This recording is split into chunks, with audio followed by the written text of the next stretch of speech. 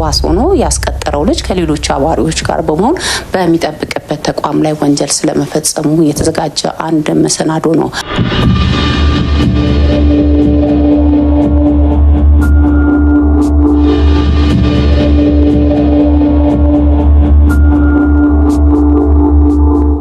በከተማችን አዲስ አበባ የመንግስትም ሆነ የግል ድርጅቶች ንብረታቸው ላይ የስርቆት ወንጀል እንዳይፈጸም በማሰብ የጥበቃ ሰራተኞችን ቀጥረው ያሰራሉ። ነገር ግን ስራቸውን ያለምንም እንከን በኃላፊነት ተቀብለው በታማኝነት የሚሰሩ እንዳሉ ሁሉ በተቃራኒ አንዳንድ ኃላፊነት የጎደላቸው የጥበቃ ሰራተኞች ከሌሎች ግብረ አበሮቻቸው ጋር በጥቅም በመተሳሰር በሚጠብቁት ድርጅት ላይ ስርቆት ሲፈጽሙ ይስተዋላል።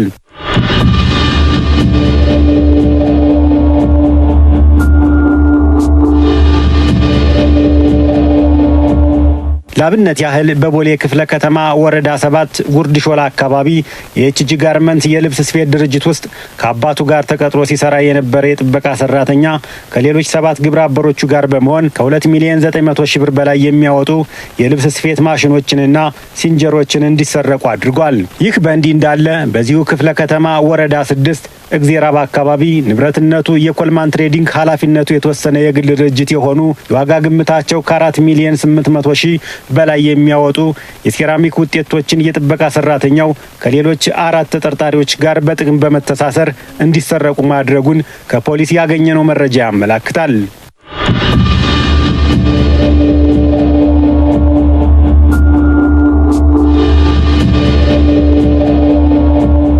አባት ለልጁ ዋስ በመሆን የልብስ ስፌት ድርጅት ውስጥ በጥበቃ ሰራተኝነት እየሰሩ ባለበት ወቅት ልጅ ከሌሎች ግብረ አበሮቹ ጋር በመሆን የተለያዩ ለስፌት የተዘጋጁ ጣቃ ልብሶችን፣ ሲንጀር ማሽኖችን እና የተለያዩ ክሮችን ከድርጅቱ እንደሰረቁ የድርጅቱ ባለቤት አቶ ሄኖክ ገብረ እግዚአብሔር ተናግረዋል። ልብስ የአልባሳት የአዋቂ የህፃናት የተለያዩ አልባሳት ሰፍተን የተለያዩ ሰራተኞች አስማርተን እዛ ስፌት እናካሄድ ነበረ። ጥበቃዎችና አንዳንድ እኛ ጋር በሚሰሩ ሰራተኞች በመመሳጠር ለሊት በር መዝረፍ ከሹፌሮች ጋር ከተለያዩ ሰዎች ጋር በመተባበር እቃውን ጭነው በተለያዩ ቦታዎች ሽጠው ይገኛሉ። በፖሊስ በትብብር ተደርጎ ከያሉበት አንዳንዶቹ ፋብሪካቸው ላይ ያስገብተው ማሽኑን እየሰፉበት ያገኘናቸው ሰዎች አሉ። አንዳንዶቹ ጨርቃቸውንም እዛው ያገኘናቸው ሰዎች አሉ። ሁሉንም ከያሉበት በተለያየ ወረዳ ክፍለ ከተማ ቢሆንም ተጻጽፈው ኮልፌ ክፍለ ከተማ በመሄድ ሁሉንም ሰብስበን አግኝተናል። ግለሰቦቹ ድርጅቱ በገጠመው የቴክኒክ ችግር ምክንያት ለ3 ወራት ያህል ስራ ማቆሙን እንደ መልካም አጋጣሚ በመጠቀም በተለያየ ጊዜ የወንጀል ድርጊቱን ሲፈጽሙ እንደነበረ የገለጹት የየረር አካባቢ ፖሊስ ጣቢያ የወንጀል ምርመራ ማስተባበሪያ ኃላፊ ምክትል ኢንስፔክተር ታደለ ታረቀኝ ከግል ተበዳይ በደረሳቸው መረጃ መሰረት ተጠርጣሪዎቹን ከነ ኤግዚቢቱ በቁጥጥር ስር ማዋላቸውን ተናግረዋል። ለስፌት የተዘጋጁ ጨርቆችና ተሰፍተው የተዘጋጁ አልባሳት በተመሳሳይ የልብስ መስፊያ ማሽኖች ሲንጀሮች ማለት ነው። ከተሰረቁ 5 ማሽኖች ውስጥ 4ቱን አስመልሰናል ማለት ነው። 4ቱን ማሽኖችና ለስፌት የተዘጋጁ ያልተቆረጡ ያው ልብሶችን የተለያዩ ከልብስ መስፊያ ጋር ተያያዥነት ያላቸው የተለያዩ ክሮች እና በርካታ ንብረቶች ተመልሰዋል። በአጠቃላይ ከዚህ ከጉዳዩ ጋር በተያያዘ 9 ተጠርጣሪዎችን ይዘን ምርመራ ላይ ነን ያለነው ማለት ነው። መዝገቡን ለአቃቤ ሕግ ልከን አቃቤ ሕግ ክስ በመመስረት ሂደት ውስጥ ነው ያለው ማለት ነው። በተመሳሳይ የስርቆት ወንጀል በቦሌ ክፍለ ከተማ ወረዳ 6 እግዚአብሔር አካባቢ ንብረትነቱ የኮልማን ትሬዲንግ ኃላፊነቱ የተወሰነ የግል ድርጅት የሆኑ የዋጋ ግምታቸው ከ4,800,000 በላይ የሚያወጡ የሴራሚክ ውጤቶችን የጥበቃ ሰራተኛው ከሌሎች 4 ተጠርጣሪዎች ጋር በመሆን እንዲሰርቅ ማድረጉን የድርጅቱ ባለቤት የሆኑት አቶ ፈጠነ ነጋ ተናግረዋል። ወደ ስቶር መጣው የአካባቢው ሰዎችም የሆኑ ልጆች ነው አይሱዞች ይዘው መጥተው ጭነው ሄደዋል የሚል ነገር አሉን። ወዲያውኑ መጣውና በአካባቢው ላለው የፖሊስ ጣቢያ ለወረዳ 6 ጨፌ ሜዳ ያለው ፖሊስ ጣቢያ አመለከትኩኝ። ከዛም መርማሪ ተመደበና መርማሪ መጥቶ አየ ያሉትን የሚወስደው መረጃ ይዞ ሄደ። ከዛ እኛንም ቃል ሰጠው። በዛ በሰጠውት ቃል መሰረት ከአካባቢው በወሰደው መሰረት ተጠርጣሪ እዚህ ስርቆት ላይ የተሳተፈውን ከባህር ዳር ይዘው መጡ። የግል ተበዳይ ባቀረቡት አቤቱታ ፖሊስ ከሌሎች የጸጥታ አካላት ጋር በመሆን ባደረገው ክትትል ተጠርጣሪዎቹን በማፈላለግ በቁጥጥር ስር እንዳዋለ የጨፌ ሜዳ አካባቢ ፖሊስ ጣቢያ የወንጀል መርማሪ ዋና ሳጅን ደረጀ ጥበቡ ተናግረዋል። ጥበቃ ሰራተኛ አለው። ጥበቃ ሰራተኛው ለግል ተበዳይ ደውለታል፣ ንብረት ተሰርቋል ብሎ። ከዛም በኋላ የግል ተበዳይ ወደ ተረኛ ነበርኩ መጣ። ከመጣ በኋላ ያው ማስረጃ ለማሰባሰብ ወደ ቦታው ሄድን። ጥበቃው ነበረ። ጥበቃውን ያዝነው። የስራ ኃላፊነት ስላለበት አብሮን ተባባሪ ነው በሚል ያዝነው። ከያዝነው በኋላ ከጥበቃው ነው እንግዲህ ምርመራ የተነሳ ነው። ከሱ ስንነሳ አንድ የኔ ጓደኛ ከኔ ጋር የሚያድር አለ። ሻወር በመወስድበት ወቅት ቁልፍ ሰርቆ ከኪሴ እሱ ነው ቁልፉን ከፍቶ ማገዛኑን ከፍቶ ሊያስጭንብኝ ይችላል። ያንን ልጅ የከፈተውን የሱን ስልክና ፎቶውን አሳየን። ያንን ልጅ ስንከታተል ያው ካለን ከብዙ ስራ ባልደረቦች ብሔራዊ ደህንነትም ጋር ከነሱ ጋር ከመቀናጀት ስንሰራ ልጁ ወደ ወንጀሉን ከፈጸመ በኋላ ወደ አማራ ክልል ሀገሩ ሊሰወር ባህር ዳር ከተማ ደርሷል። እዛ ከደረሰ በኋላ በፌዴራል ኢንተለጀንስ ተያዘ። እኔም ሄጃለሁ ወደ ቦታው ሄድ ያን ልጅ ካመጣን በኋላ እሱን እዛ አዲስ አበባ ካመጣን በኋላ ምርመራ ስናሰፋ ሌሎች ሶስተኛ ተጠርጣሪ እሱ መጥቶ ጫኒ አናውራጅ አምጥቶ እዚህ መኪና አምጥቶ ንብረቱን ጭነን ወሰድን። ከወሰድን በኋላ ለኛ 200 ሺህ ብር ተቀብየዋለሁ። ለአልተያዙ ጓደኞችም 65 ሺህ ብር ሰጥቼ እነሱ አመጣዋል አለ። አየው ድረስን ፎቶ ሲሰጠን በፎቶ መሰረት እና ስልኩን ሲሰጠን ለክትትል አባሎች ተሰጡ። ክትትል አባሎች ይገኛል በተባለበት ቦታ ሲሄዱ ለ3 ቀን ያህል ሲያፈላልጉ በመንገድ ላይ እየሄደ በፎቶ ምክንያት ያዙት። ከያዙት በኋላ አብሮ ያለው አራተኛ ተጠርጣሪም ነበር። እንዳጋጣሚ ተያዘ። ንብረቱን አውጥተው ገዢ አራተኛ ተጠርጣሪ ሊያመቻች እነሱ አውጥተው ንብረቱን በ200 ሺህ ብር ከነሱ እንደገዙ አስመስለው አወጡት።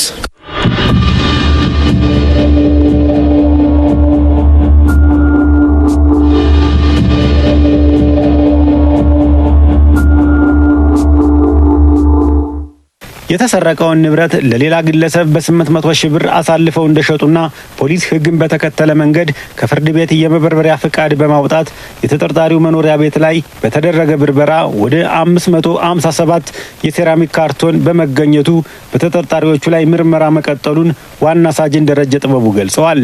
ለአምስተኛ ተጠርጣሪ በ800 ሺህ ብር እንደሸጡት ጥቆማ ሰጡን። በዛ መሰረት ምርት ሄድን። የፍርድ ቤት መበርበሪያ ትዕዛዝ ወጣ። በዛ መሰረት የክትል አባል ሌሎችም አባሎች ተቀናይተን ሄድን። በቦታው ስንሄድ ከ700 ካርቶን 557 ሴራሚክ ካርቶን አግኝተን በአምስተኛ ተጠርጣሪ ስቶር ውስጥ ንብረቱን ይዘን ወደ ፖሊስ ጣቢያ አምጥተናል ማለት ነው። ለጥበቃ ሰራተኝነት የተቀጠረው ልጅ አባቱ ዋስ ሆኖለት አብረው ሲሰሩ ቢቆዩም በወቅቱ የወንጀል ድርጊቱ ሲፈጸም አባት የልጃቸውን እንቅስቃሴ በመከታተል በኩል ክፍተት እንደነበረና ወንጀሉ በቀላሉ እንዲፈጸም አድርጓል። የኛ ችግር የነበረው በሰዓቱ ሰራተኞቹን በማመን ጥበቃዎቹን በማመን ለ20 ምናምን ቀን ለወር ያን ድርጅት ዘግተን ከፊት ለፊት ያለውን በር ብቻ በመከታተል የኋላ ያለውን በር ባለመከታተል ያችን ክፍተት በመጠቀም ነው እንግዲህ ለመሰረቅ የበቃው። ካሜራውን ኦሬዲ 2 ወር አካባቢ ሆኗል። የካሜራው ከተበላሸ ውሃ ገብቶበት ያን ነገር የማስተካከል ነገ ዛሬ በማለት ምክንያት ነው ይሄ ነገር የተፈጠረው። ምንም ነገር ችግሮች ሲያጋጥሙ ቶሎ መፍትሄ አድርጎ ቤቱን ለጥበቃ ዝግጁ ማድረግ ነው። በተጨማሪ ደግሞ ቤታቸውን ቶሎ ክትትል ማድረግ ብዬ ነው ማስበው። ወንጀሉ ከተፈጸመ ኦልሞስት ከሐምሌ ጀምሮ ወደ 4 ወር አካባቢ 5 ወር አካባቢ ተጠግቷል።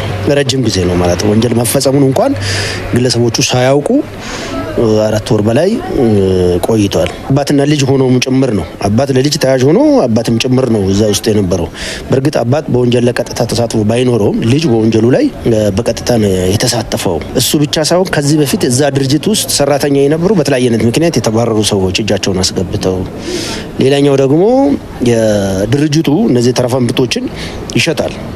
እነሱን መጥተው እየተመላለሱ ከድርጅቱ የሚገዙ ሰዎች የውስጥ የድርጅቱን ንብረቶች ያሏቸውን ነገሮች ካወቁ በኋላ ውስጥ ያሉ ጥበቃዎችን ለዚህ ወንጀል ለመፈጸም ምክንያት እንዲሆን በማነሳሳት በመገፋፋት ወደዚህ ወንጀል ውስጥ እንዲገቡ በማድረግ በውስጥ በውጭ ያው በቅንጅታዊ በሆነ መልኩ የተፈጸመ ወንጀል ነው። ፖሊስ ለጉዳዩ ትኩረት በመስጠት ተጠርጣሪዎችን በአፋጣኝ በቁጥጥር ስር በመዋል የጠፋ ንብረታቸው እንዲመለስ በማድረጉ ትልቅ ደስታ እንደተሰማቸው የግል ተበዳዮች ተናግረዋል። አንደኛ ፖሊሶች ያደረጉት ጥረት በጣም ከፍተኛ ነው። እንደነሱም ትልቅ ምስጋና ይገባዋል። ከባህር ዳርም ተይዞ ለመጣው በክልሉ ያሉ የተለያዩ ከዚህ ጋር ከወንጀል መከላከል ጋር ያሉ አካላት ያደረጉት ጥረት ላቅ ያለ ነው። እናመሰግናለን እነሱም። እዚሁም ደግሞ አዲስ አበባ ፖሊስ ይህን ክትትል አድርገው መያዛቸው ራሱ አንድ ትልቅ ነገር ነው። ለዚህም ከፍ ያለ ምስጋና አለን። በጣም እናመሰግናለን። ትልቅ ጥረት ነው። አንድ ሳምንት አካባቢ ነው የፈጀብን። እኔም እንግዲህ ከነሱ ጋር እዚህ ነው የነበርኩት። ጠዋት ቀን ማታ ሳንል የትኛውን ቦታ በመሄድ ኮልፌ ድረስ ሰላሌም ድረስ ክትትሎቹ ከኔ ጋርም ቢሆን ሰላሌ ድረስም ሂደን አምጥተን እስረኞችን እስከ መከታተል ድረስ አድርሰዋል። የረር ፖሊስ ጣቢያ አመሰግናለሁ። ኮልማን ትሬዲንግ ኃላፊነቱ የተወሰነ የግል ድርጅት የጥበቃ ሰራተኛውን ሲቀጥር በዘመድ አዝማድ እንደነበረ ተገልጿል። በዚህም ሁሉ ድርጅቶች በቂ ዋስትና መኖሩን በማረጋገጥ በኩል አስፈላጊውን ጥንቃቄ በማድረግ ቅጥር ሊፈጽሙ ይገባቸዋል። ጥበቃው አጋጣሚ ቤተሰብ ነው፣ በቤተሰብ ነው የመጣው። እዚህ የተለየ ዋስትና አላስፈለገንም ነበረ፣ በሱ ነው የመጣው። ግን አሁን እሱ ቁልፉን ከፈተብኝ የሚለው ልጅ እሱ ደግሞ ከሌላ ቦታ የመጣ ነው። ከሱ ጋር ይተዋወቃሉ። ያ ነው እንጂ ጥበቃው በአጋጣሚ የቤተሰብ ነው። ዋስትናም አልነበረም። ቤዚካሊ ክፍተት አለ። ጥንቃቄ አለማድረጉ የጥንቃቄ ጉድለት ክፍተት አለ። በዝምድና ሲገባ በቂ አይደለም። ለምን በቂ አይደለም? ንብረት ነው እዛ ጋር ያለው፣ ከፍተኛ ንብረት ነው ያለው። እዛ ጋር ደግሞ ምንም አይነት ኃላፊነት ወስዶ ሲጠብቅ ሌላ ተያያዥ ነገር ከሌለው ይሄ ጥበቃ እዛ ጋር በአካባቢ ያለውን ሰው አይቶ ምንም የአካባቢ ቁጥጥር በሌለበት ካሜራም ባልተገጠመበት ሙሉ ተያያዥ በሌለበት ገንዘብ ነውና ያሳስታቸዋል። አንዳንድ ጊዜ ተሳስተው ወንጀል የሚፈጽሙ ጥበቃዎች በዚህ መልክ ነው። ስለዚህ በዝምድና መልክ ቢገባ ተያያዥ በጣም ቅጥሩ የተጠያቂነትም የቅጥሩ መኖር አለበት። ትክክለኛ ተያያዥ መሆን ያለበት ነው መቅጠር ካለባቸው ማለት ነው። የጥበቃ ሰራተኞች በሚጠብቁት ድርጅት ኃላፊነታቸውን በአግባቡ ሊወጡ እንደሚገባ የተገለጸ ሲሆን የተሰረቁ ንብረቶችን ከሌቦች የሚገዙ አካላት የሕግ ተጠያቂነትን የሚያስከትል መሆኑን በመረዳት ከድርጊታቸው መቆጠብ እንዳለባቸው መልእክት ተላልፏል። ለጥበቃ ሰራተኞች ሲቀጠሩ መጀመሪያ ኃላፊነት ወስደው ነው ሙሉ በሙሉ ንብረቱን ለመጠበቅ ኃላፊነት ይወስዳሉ፣ ይፈራረማሉ፣ እዛ ያለውን ንብረት ይረከባሉ፣ ይጠብቃሉ። ያን ንብረት ደግሞ እዛ ጋር ጎሎ ቢገኝ እነሱ ሌላም ሰው ወሰደው በእነሱም ወጣ ያ ንብረት ተጠያቂ ናቸው፣ የስራ ኃላፊነት ስላለባቸው። ስለዚህ በተቀጠሩበት በተመደቡበት ቦታ ላይ ጥብቅ የሆነ ቁጥጥርና ታማኝ ሆነው የመጠበቅ ስራቸውን ንብረቱን የመጠበቅ ኃላፊነት አለባቸው ነው። አንድ ጥበቃ በኃላፊነት ሲቀመጥ አንድ ለሱም እንጀራ ነው፣ ለቀጠረውም ድርጅት ደግሞ በኃላፊነት እንዲሰራ ነው። ያም ድርጅት በአግባቡ ሲሰራ ነው እሱም ደሞዝ ሊከፈለው የሚችለው፣ ቤተሰብም ካለው ቤተሰቡ ሊያስተዳደር የሚችለው። ጥበቃዎቹም ደግሞ ኃላፊነታቸውን በአግባቡ መወጣት እንዳለባቸው። የሌባ ተቀባይ የሚባለው ነገር ትክክል ነው። ምክንያቱም አሁን ልጆቹ ይገርማል የስርቆት እንትን እኛ ጋር የሚገዙ ሰዎች ራሳቸው ናቸው ስርቆት ላይ ገፋፍተው እንዲሰርቁ አድርጓቸው። በዛ ላይ እንደዚህ እናንተ እንዴት ሰርታችሁ ትኖራላችሁ? ሰርቃችሁ ብትኖሩ አይሻላችሁም? እንደዚህ የዚህን ያህል ብር ታገኛላችሁ፣ ማንም ምንም አያረጋችሁም እያሉ በማደፋፈር ሰውን ወደ ስህተት የከተቱት ገዢዎቹ ናቸው። ገዥም ቢሆን ሳያጣራ ያለደረሰኝ ያለ ትክክለኛ ምንጩ ያልታወቀበትን መንገድ ባይገዛ ጥሩ ነው እላለሁ። ምክንያቱም እንደዚህ አይነት ነገር ውስጥ የገባ ሲገቡበት ሰፊ ነው፣ ለመውጣት ከባድ ነው። እንግዲህ ወንጀል ስትገባበት ሰፊ ነው፣ ለመውጣት ግን ጠባብ ስለሆነ ጥንቃቄ እንዲያደርጉ እላለሁ። በኤጀንሲም ይሁን በግለሰብ የሚጠብቁ ጥበቃዎች በተቻለ መጠን አንደኛ ከህዝብ ከተቋም የተጣለባቸውን ኃላፊነት በአግባቡ መወጣት መቻል አለባቸው። ህዝብና ተቋም የሚከፍለው ደሞዝ ነው፣ ብር ነው የሚከፍለው፣ በነፃ አይደለም የሚሰሩት። ስለዚህ እስከ ከፈሉ ድረስ ተገቢውን አገልግሎት ለዛ ተቋም መስጠት መቻል አለባቸው ነው። ስለዚህ ከዛ ውጪ ደግሞ አንዳንድ ጊዜ እንደዚህ እየተለመደ የሚፈጸም ራሳቸው ወንጀል ተሳትፎ ውስጥ እየተገኙ ያሉበት ሁኔታ አለ። አንደኛ ወንጀል በባህሪው መጥፎ ነው። ቤተሰብ ሊኖራቸው አሁን እነዚህ ልጆች ከአንዱ ልጆች አብዛኞቹ ትዳር ያላቸው ናቸው ማለት ነው።